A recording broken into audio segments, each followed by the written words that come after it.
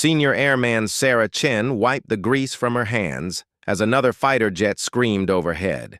The sound no longer made her flinch like it did during her first week at Nellis Air Force Base. Now, after 18 months of maintaining radio equipment, the roar of F-16s was just background noise to her daily routine. "Chen, get your ass over here!" Staff Sergeant Rodriguez's voice cut through the hangar noise. Sarah sighed and jogged toward the communications bay, where Rodriguez stood with his arms crossed, looking annoyed as usual. "What's the problem, Sergeant?" Sarah asked, already knowing she wouldn't like the answer. "Radio system in Eagle 7 is acting up again. Third time this month. Captain Morrison thinks it's your repair work causing interference." Rodriguez handed her a clipboard with maintenance logs. "Fix it properly this time, or you'll be scrubbing latrines for a week." Sarah bit back her response. She'd checked Eagle 7's communications 3 times already. Every test showed perfect signal strength and clarity. But Captain Morrison, the squadron's lead pilot, insisted something was wrong. The other pilots backed him up, claiming they heard strange static during flights. As Sarah walked toward Eagle 7, she heard familiar laughter from the pilot-ready room. Through the open door, she saw Morrison entertaining a group of younger pilots with another story about incompetent ground crew. "That little tech thinks she knows better than pilots with years of experience," Morrison said, gesturing with his coffee cup. "These radio problems started right after she got assigned to our squadron. Probably doesn't even understand how military communications work." Lieutenant Davis, fresh from flight school, nodded eagerly. "Should we request a different technician, someone with more experience?" "Already tried," Morrison replied. "Command says she's technically proficient, but technical knowledge on paper doesn't mean much when you can't do the job right." Sarah clenched her fists but kept walking. She'd heard variations of this conversation dozens of times. Being one of the few female technicians in the squadron already made her stand out, and her civilian electronics background seemed to count for nothing here. At Eagle 7, Sarah began her 4th inspection of the radio systems. Every component tested within normal parameters. The primary radio, backup radio, emergency beacon, and navigation systems all functioned perfectly. She ran diagnostic tests that would have impressed her professors at MIT, but found nothing wrong. "Still playing with those radios?" Master Sergeant Williams approached from behind. Unlike Rodriguez, Williams had always been fair to Sarah, though he rarely defended her against the pilot's complaints. "Everything checks out perfectly," Sarah said, showing him the diagnostic readouts. "Signal strength is optimal, frequency tuning is precise, and there's no interference from any source I can detect." Williams studied the data. "Morrison filed another complaint yesterday, says the static is getting worse during combat training exercises. I've monitored those exercises. The radio traffic is crystal clear from my end." Sarah highlighted several frequency analyses on her tablet. "Look at these recordings. No static, no distortion, no signal degradation. Maybe it's something that only shows up during high-stress maneuvers," Williams suggested. "You know how sensitive equipment can be under G-forces." Sarah had considered that possibility and tested it. "I've simulated G-force conditions in the lab. The radios maintain perfect performance even under extreme stress.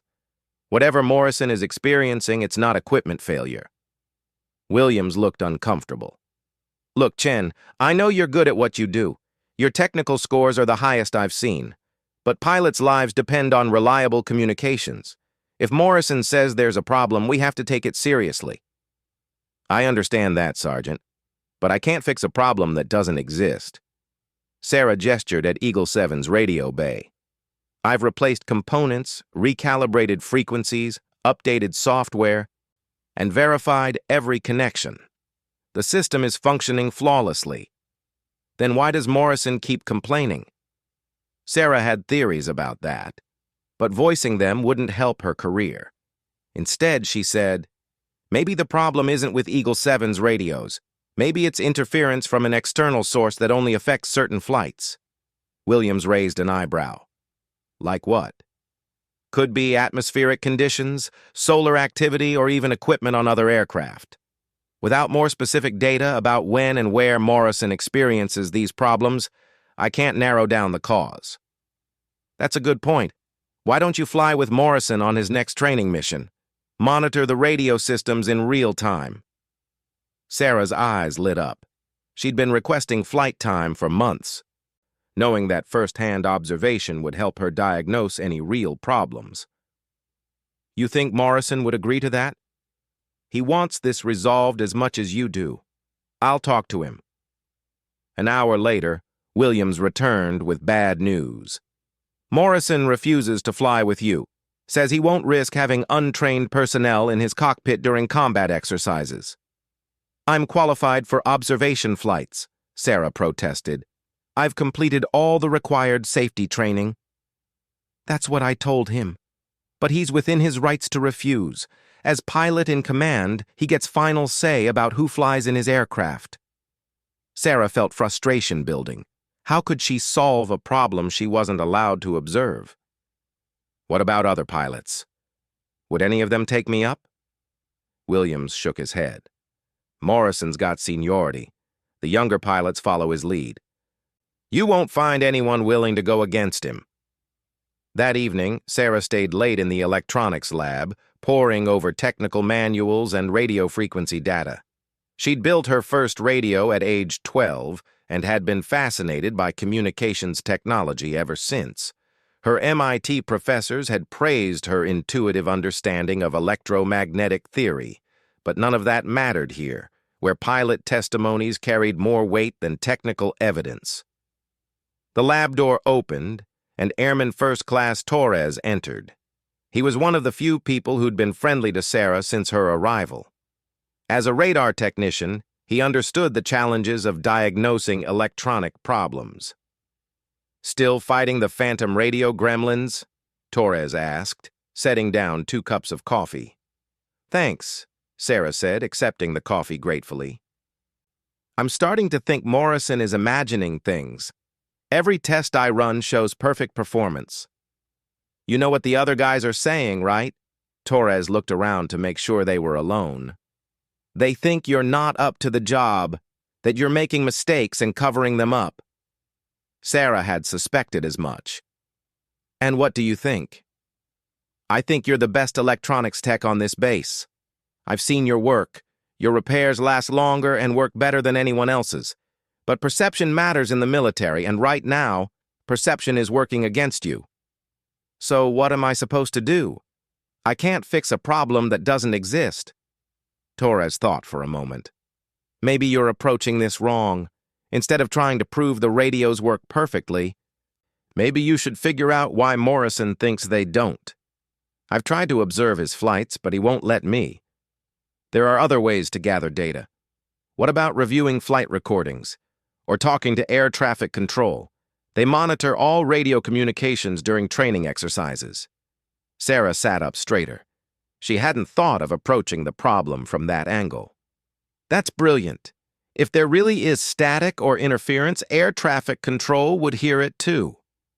The next morning, Sarah visited the control tower and spoke with Senior Master Sergeant Jackson, the Chief Air Traffic Controller. Jackson had 20 years of experience managing aircraft communications and knew every radio system on the base. I've been monitoring Morrison's flights for years, Jackson said when Sarah explained her situation. His radio transmissions are always clear. Never heard any static or interference from Eagle 7. Never? Sarah pressed. Not even during high-stress maneuvers or combat exercises? Never. Eagle 7's communications are among the clearest I receive. If there was interference, I'd notice it immediately. My job depends on understanding every word pilots say. This confirmed Sarah's suspicions, but it also deepened the mystery. If Morrison wasn't experiencing real radio problems, what was causing his complaints? And why were other pilots backing him up? Sarah spent the rest of the day reviewing flight recordings and maintenance logs. A pattern began to emerge that made her stomach sink. Morrison's complaints about radio problems had started shortly after her assignment to the squadron.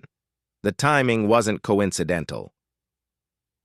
More troubling was the discovery that Morrison had requested Sarah's transfer twice in the past 6 months. Both requests had been denied by command, who cited her excellent performance evaluations and technical expertise. The radio complaints seemed to escalate after each denied transfer request. Sarah realized she was facing a professional sabotage campaign disguised as legitimate maintenance concerns, but proving it would be nearly impossible without catching Morrison in an obvious lie. And even then, challenging a senior pilot's credibility would likely end her military career. That evening, Sarah called her mentor from MIT, Dr. Elizabeth Harper, who had encouraged her to join the Air Force to gain practical experience with advanced communication systems.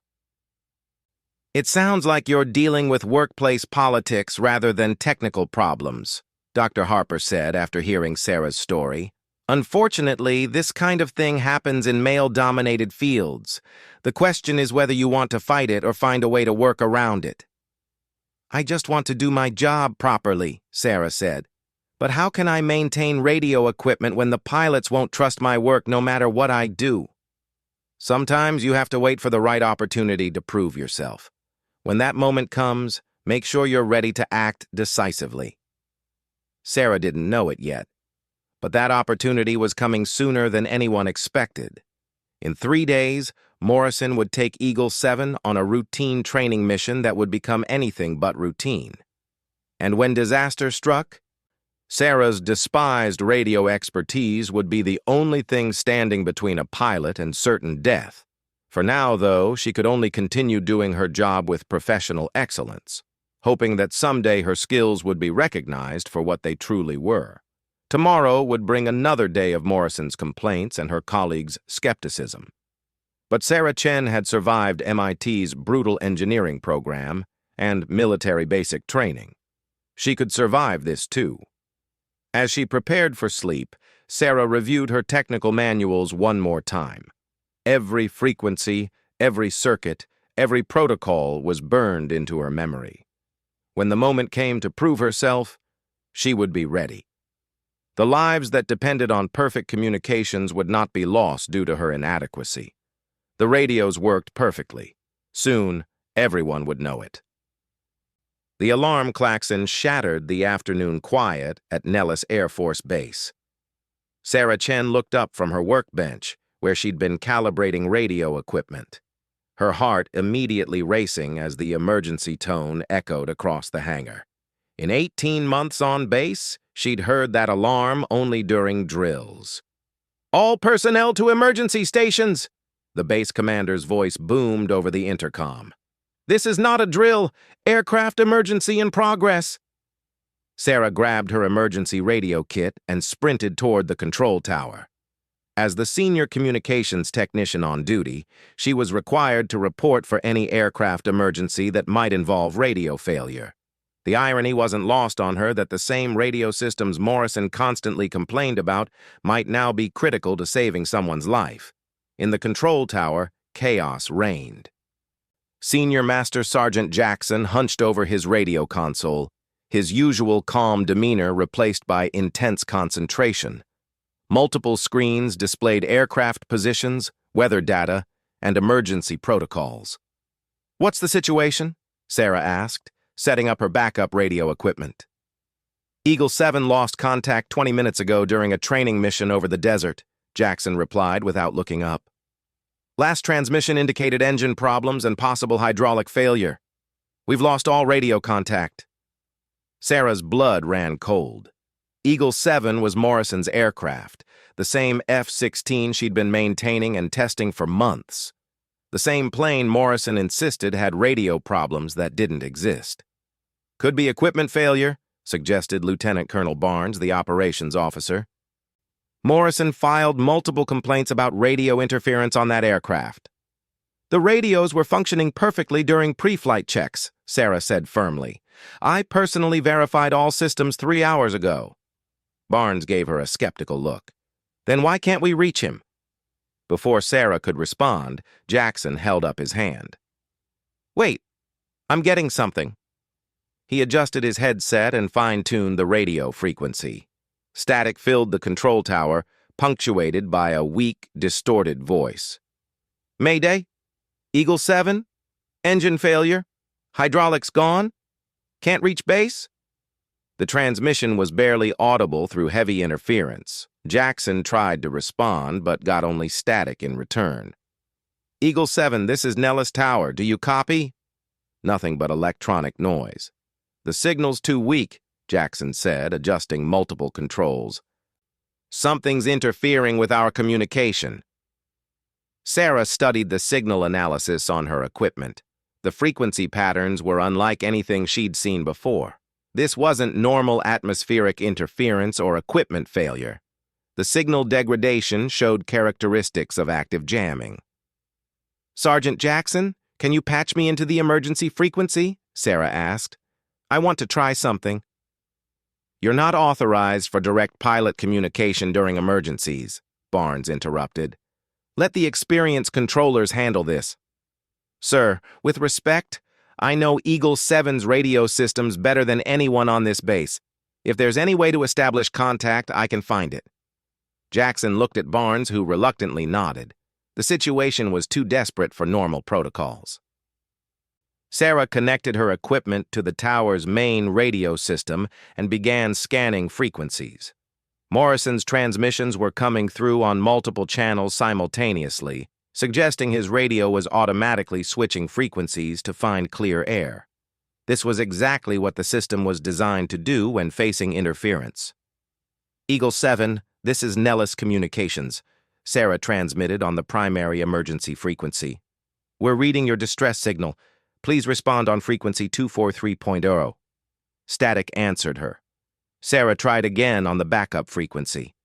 "Eagle 7, try frequency 121.5. We're standing by." More static, but this time she heard something else buried in the noise. A faint signal on a frequency that shouldn't have been active. Sarah isolated the signal and amplified it through her specialized equipment. "Anyone out there?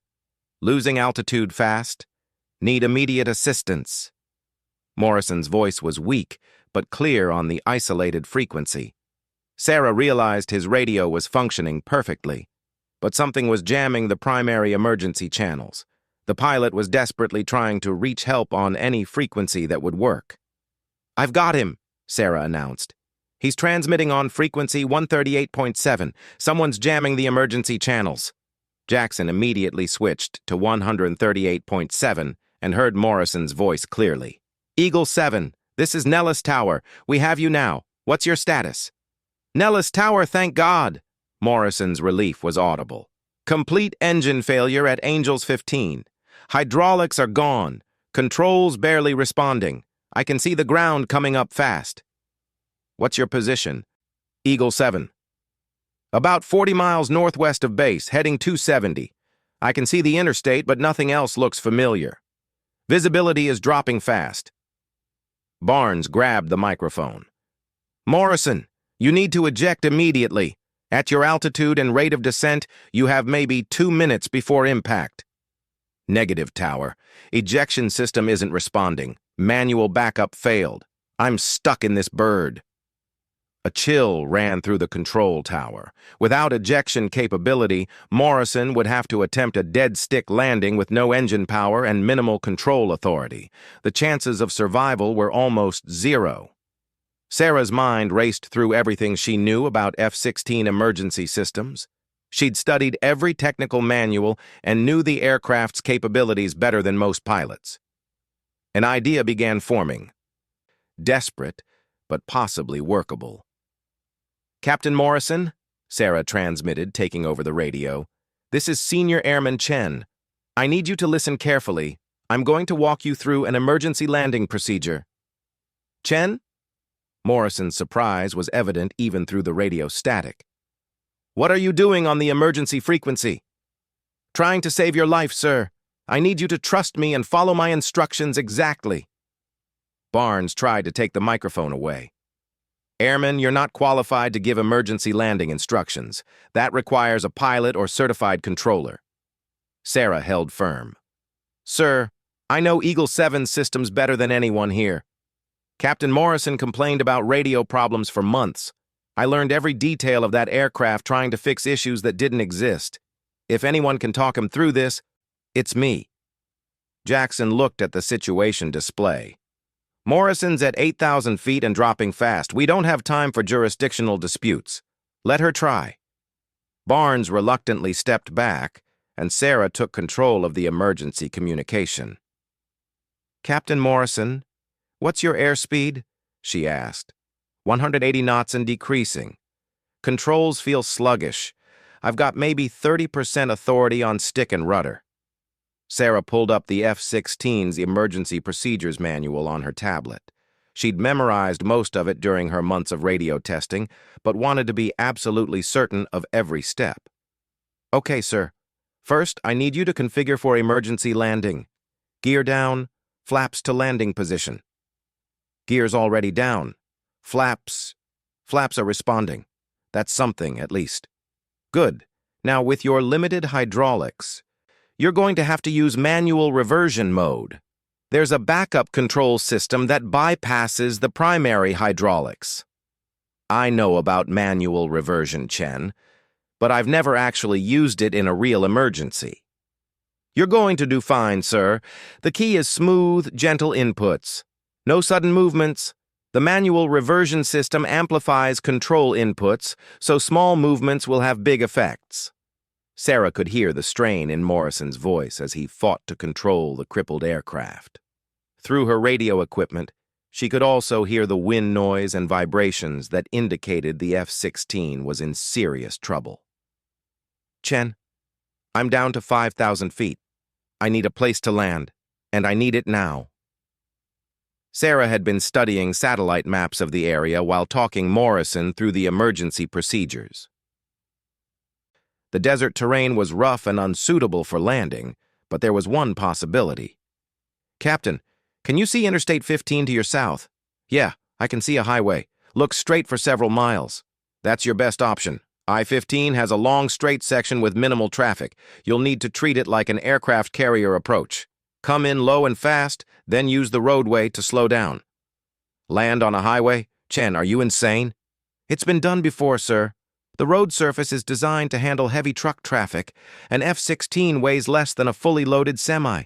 The bigger challenge is avoiding civilian vehicles." Jackson had been coordinating with state police during Sarah's conversation with Morrison. "Highway patrol is clearing I-15 in both directions. You'll have a clear stretch of road for landing." Sarah continued coaching Morrison through the approach procedures. "Remember, with manual reversion, you'll get very little feedback from the controls. Trust your instruments and don't overcorrect. Aim for a touchdown point about a mile down the highway from the north end. Altitude 3,000 feet. I can see cars pulling off the road. This is really happening." "You're doing great, Captain. Now, for the approach, I need you to maintain 160 knots until you're over the highway. Then cut power at... Well, you don't have power, so just maintain glide slope." Sarah realized she was talking a pilot through an impossible situation. Deadstick landings were difficult enough on a proper runway. Attempting one on a highway with failed hydraulics was nearly suicidal, but it was Morrison's only chance. 2,000 feet. The highway looks awfully narrow from up here. Interstate 15 is actually wider than some runways you've landed on. Focus on your airspeed and glide path. Let the aircraft settle naturally." Through her radio, Sarah could hear Morrison's heavy breathing and the increasing wind noise as Eagle 7 descended toward the highway. She found herself holding her breath, knowing that the next few minutes would determine whether her months of studying Eagle 7 systems had been worthwhile. 1,000 feet. Chen, if this doesn't work... "It's going to work, Captain. You're one of the best pilots on this base. Trust your training and trust the aircraft. Eagle 7 has brought you home safely hundreds of times. She'll do it once more." As Morrison lined up for his emergency landing on Interstate 15, Sarah realized that all her technical knowledge and radio expertise had led to this moment.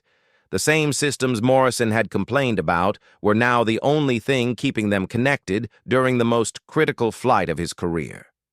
In the next few minutes, they would discover whether her confidence in those systems was justified. 500 feet. I can see the highway markings clearly now. Morrison's voice crackled through the radio as Eagle 7 descended toward Interstate 15. Sarah gripped her microphone tighter, knowing that the next 60 seconds would determine whether Captain Morrison lived or died. Looking good, Captain. Maintain your glide slope and airspeed. Remember, the road will seem to rush up at you in the final moments. Don't pull back on the stick until you're ready to flare for touchdown. Through her radio equipment, Sarah could hear every sound from Eagle 7's cockpit, the whistle of wind through damaged systems, the electronic beeping of warning alarms, and Morrison's controlled breathing as he fought to keep the crippled F-16 stable. 300 feet. Highway Patrol has done a good job clearing traffic. I can see the touchdown zone. Sarah's heart pounded as she realized she was talking a pilot through something no one at Nellis had ever attempted before. Her months of studying Eagle 7 systems were being put to the ultimate test. Every technical manual she'd memorized, every system diagnostic she'd run, every component she'd tested was now focused on keeping Morrison alive. 200 feet.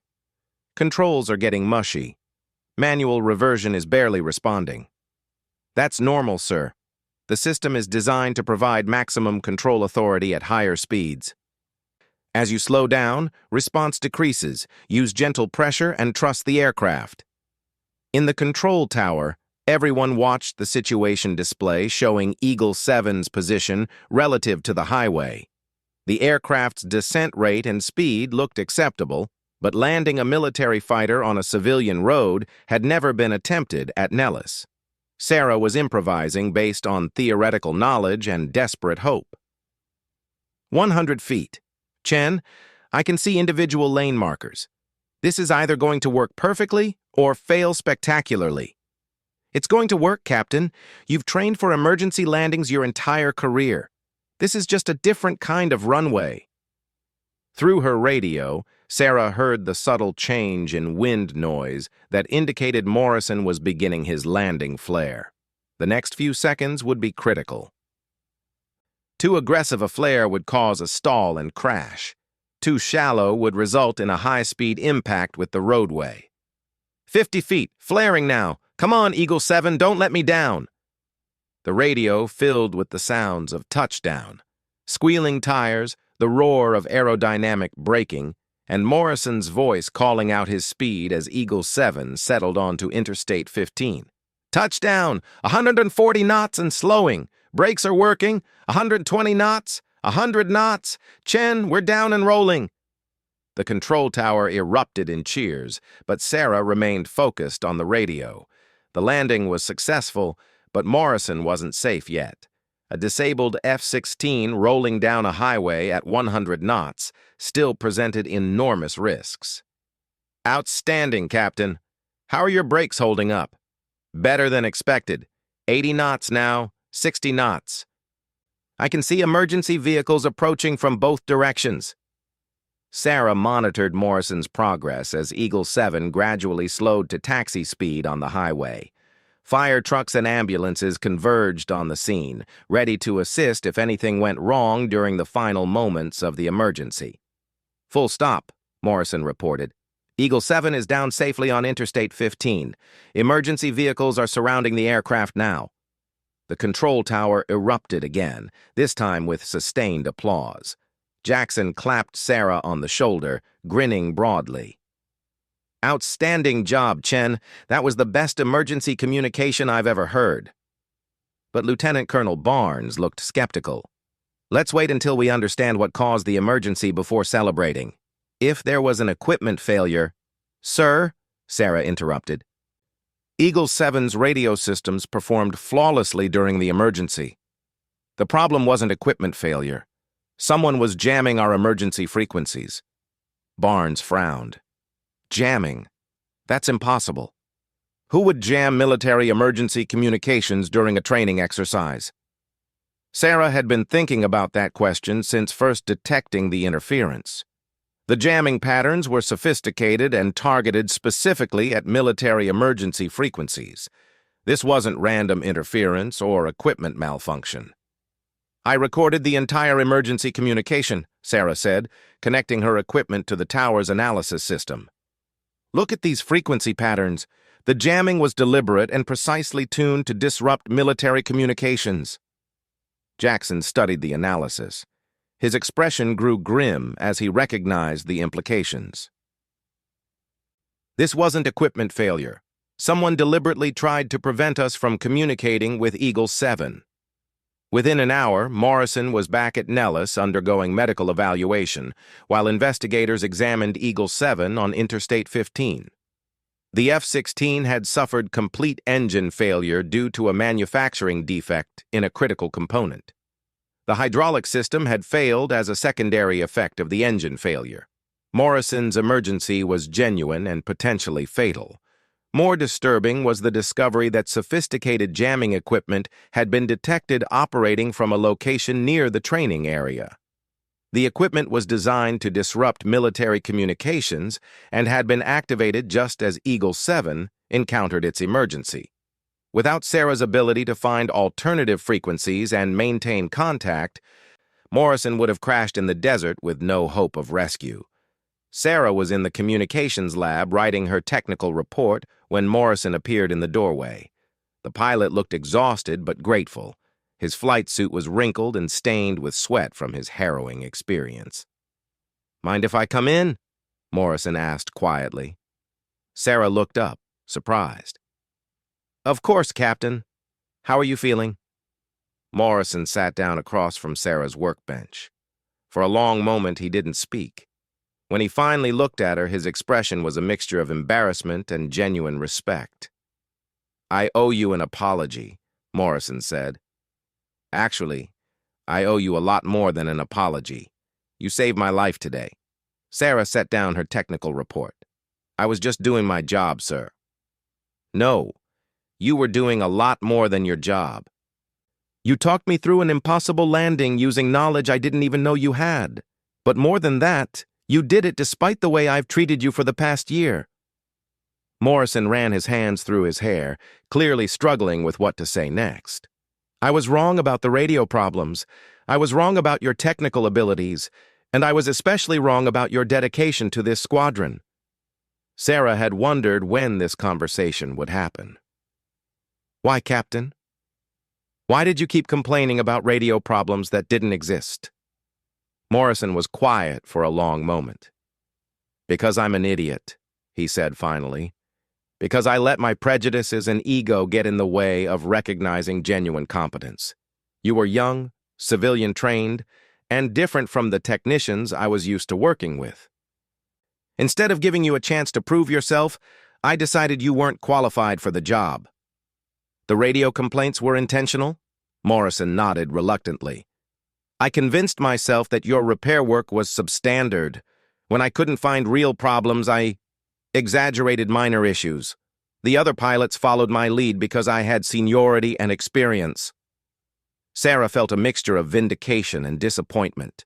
She'd suspected Morrison's complaints were unfair, but hearing him admit to deliberate sabotage still stung. "Do you realize what you put me through?" Sarah asked. "I questioned my own abilities. I thought I was failing at the one thing I'd always been good at." "I know, and I'm sorry. There's no excuse for what I did. You deserved better from this squadron, and especially from me as a senior pilot." Morrison reached into his flight suit pocket and pulled out a small object.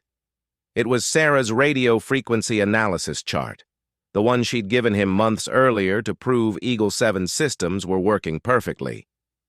"I kept this," Morrison said, placing it on Sarah's workbench. "I kept it because deep down, I knew you were right. Your technical work was flawless.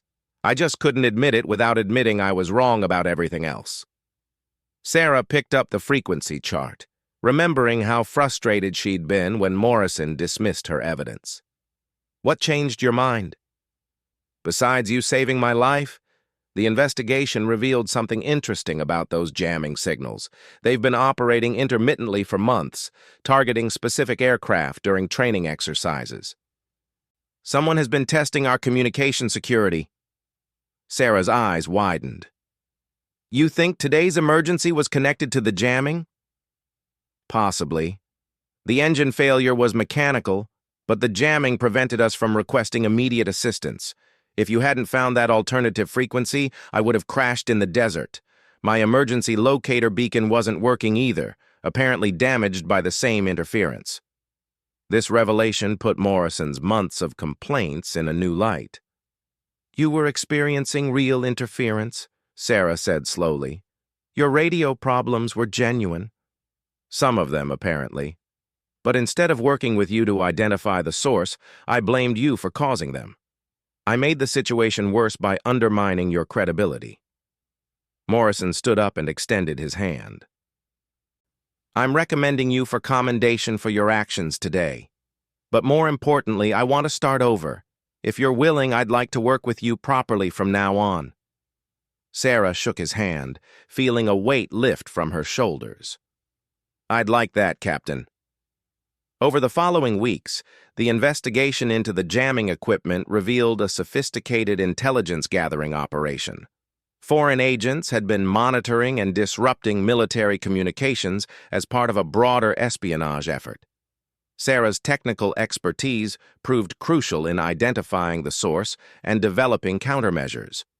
Her role in saving Morrison's life became legendary at Nellis Air Force Base. The story of the technician who talked a pilot through an impossible highway landing spread throughout the military communications community.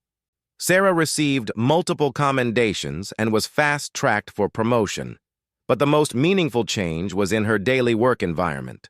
Morrison became one of her strongest advocates, praising her technical abilities and defending her expertise to anyone who questioned it.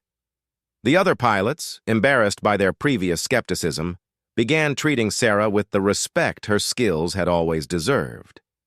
6 months later, Sarah stood in the hangar watching Morrison pre-flight Eagle 7, which had been repaired and returned to service.